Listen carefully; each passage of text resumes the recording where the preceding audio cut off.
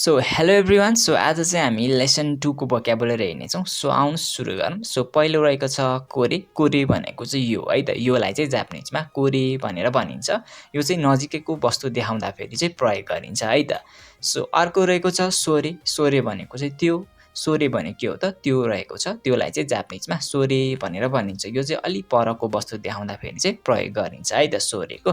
So त्यसै गरी अर्को रहेको छ आरे। आरे भनेको पनि त्यो हो, तर यो चाहिँ धेरै परको वस्तु अथवा धेरै टाढाको वस्तुलाई देखाउँदाखेरि चाहिँ आरे भनेर देखाइन्छ है त। सो अर्को रहेको छ कोनो। भनेको चाहिँ यो है त, कोनोको अर्थ चाहिँ यो हुन्छ। यो चाहिँ नामसँग जोडिएर आउँछ है त।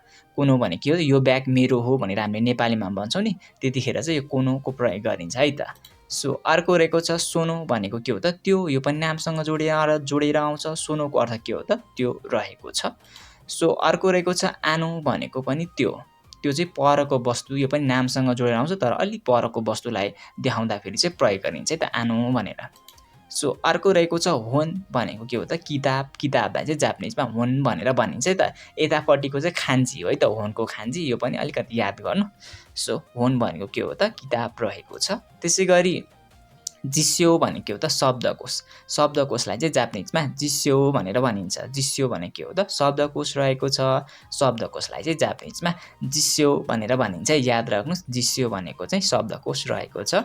त्यसै गरी अर्को रहेको छ पत्रिका। पत्रिकालाई चाहिँ जापानिजमा जास्सी भनेर भनिन्छ। के भनेर भनिँदो रहेछ त, जास्सी भनेर भनिँदो रहेछ है त पत्रिकालाई चाहिँ।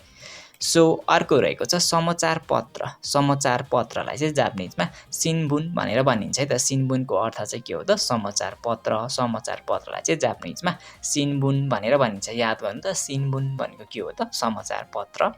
सो अर्को रहेको छ नोटबुक। नोटबुकलाई चाहिँ जापानिजमा नोतो भनेर भनिन्छ है त। नोतो भनेको चाहिँ नोटबुक रहेको छ। नोटबुकलाई चाहिँ जापानिजमा के भनेर भनिँदो रहेछ त, नोतो भनेर भनिँदो रहेछ।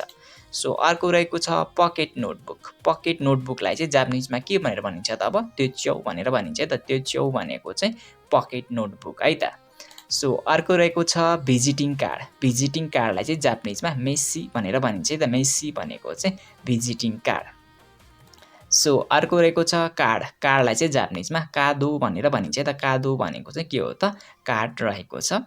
सो अर्को रहेको छ टेलिफोन कार्ड। टेलिफोन कार्डलाई चाहिँ जापानिजमा के भनेर भनिँदो रहेछ त, तेरेहोन काडो भनेर भनिँदो रहेछ त। तेरेहोन कादो भनेको चाहिँ टेलिफोन कार्ड रहेको छ। सो अर्को रहेको छ बैङ्कको कर्मचारी। बैङ्कको कर्मचारीलाई चाहिँ जापानिजमा गिन्कोइन भनेर भनिन्छ। के भनेर भनिँदो रहेछ त, गिन्कोइन भनेको चाहिँ बैङ्कको कर्मचारी। बैङ्कमा काम गर्ने कर्मचारीलाई चाहिँ जापानिजमा गिन्कोइन भनेर भनिन्छ है त। सो अर्को रहेको छ पेन्सिल। पेन्सिललाई चाहिँ जापानिजमा एनपिचु भनेर भनिन्छ है त। एनपिचु भनेको के हो त, पेन्सिल। यहाँ चाहिँ सु रहेको छ तर यो चु है त।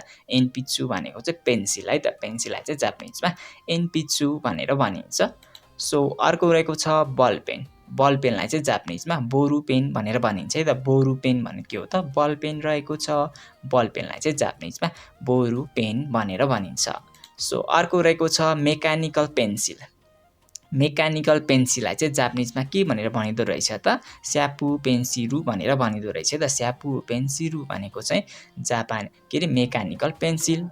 सो अर्को रहेको छ साँचो अथवा चाबी। साँचो अथवा चाबीलाई चाहिँ जापानिजमा खागी भनेर भनिन्छ है त। खागी, यहाँनिर का छ तर यो खागी है त। खागी भनेको चाहिँ चाबी है त। सो अर्को रहेको छ घडी। घडीलाई चाहिँ जापानिजमा तोकेई भनेर भनिन्छ है त। तोकेईको अर्थ के हो त, घडी रहेको छ है त। वाच। वाचलाई चाहिँ जापानिजमा तोकेई भनेर भनिन्छ। सो अर्को रहेको छ छाता। छातालाई चाहिँ जापानिजमा खासा भनेर भनिन्छ है त। खासाको अर्थ चाहिँ के हो त, छाता। यहाँनिर चाहिँ का छ तर यो खा है। खासा भनेको चाहिँ छाता रहेको छ।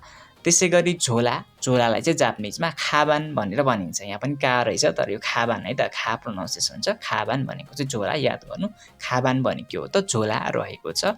त्यसै गरी टेपलाई चाहिँ जापानिजमा तेपु भनेर भनिन्छ। टेपलाई चाहिँ जापानिजमा के भनेर भनिन्छ त, तेपु भनेर भनिन्छ। सो अर्को रहेको छ टेप रेकर्डर। टेप रेकर्डरलाई चाहिँ जापानिजमा तेपु रेकोदा भनेर भनिन्छ। के भनेर भनिँदो रहेछ त, तेपु रेकोदा। दा भनेको चाहिँ टेप रेकर्ड है त। तेपु रेकोदा भनेर भनिन्छ। सो अर्को रहेको छ टेलिभिजन। टेलिभिजनलाई चाहिँ जापानिजमा तेरेबी भनेर भनिन्छ। के भनेर भनिन्छ त, तेरेबी। तेरेबी भनेको चाहिँ टेलिभिजन है त।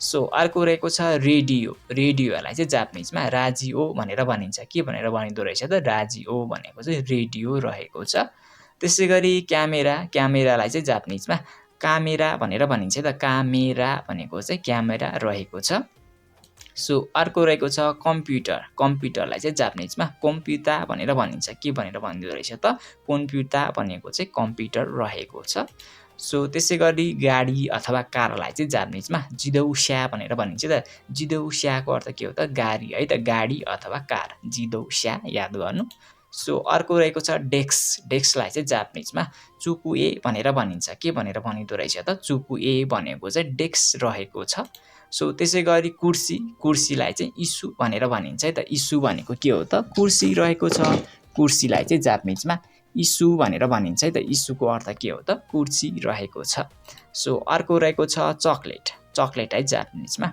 चोकोरेटो भनेर भनिन्छ है त चोकोरेटोको अर्थ के हो त चकलेट जुन चाहिँ हामीले खान्छौँ नि बच्चा बेला त्यो वाला है त सो अर्को रहेको छ कफी कफीलाई चाहिँ जापानिजमा कोही भनेर भनिन्छ के भनेर भनिँदो रहेछ त कोही कोहीको अर्थ चाहिँ कफी रहेको छ त्यसै गरी अङ्ग्रेजी भाषालाई चाहिँ एइगो भनेर भनिन्छ है त एइगो भनेको चाहिँ अङ्ग्रेजी भाषा है त इङ्ग्लिस ल्याङ्ग्वेजलाई चाहिँ जापानिजमा के भनेर भनिँदो रहेछ त एइगो यतापट्टिको चाहिँ खान्जी भयो एइगोको सो अर्को रहेको छ जापानी भाषा जापानिज ल्याङ्ग्वेजलाई चाहिँ जापानिजमा निहोङ्गो भनेर भनिन्छ है त निहोङ्गो भनेको चाहिँ जापानी भाषा अनि के भन्छ देशको पछाडि चाहिँ गो आयो भने त्यो चाहिँ भाषा हुन्छ है त सो अर्को रहेको छ भाषालाई चाहिँ जापानिजमा गो भनेर भनिन्छ गो भनेको के हो त भाषा रहेको छ त्यसै गरी अब के भन्नु पर्यो भने चाहिँ नान भनेर भनिन्छ त नान भनेको अर्थ के है त सो अर्को रहेको छ त्यसै हो भन्नु पर्यो भने सौ भनेर भनिन्छ त सौको अर्थ चाहिँ के हो त त्यसै हो रहेको छ त्यसै गरी फरक छ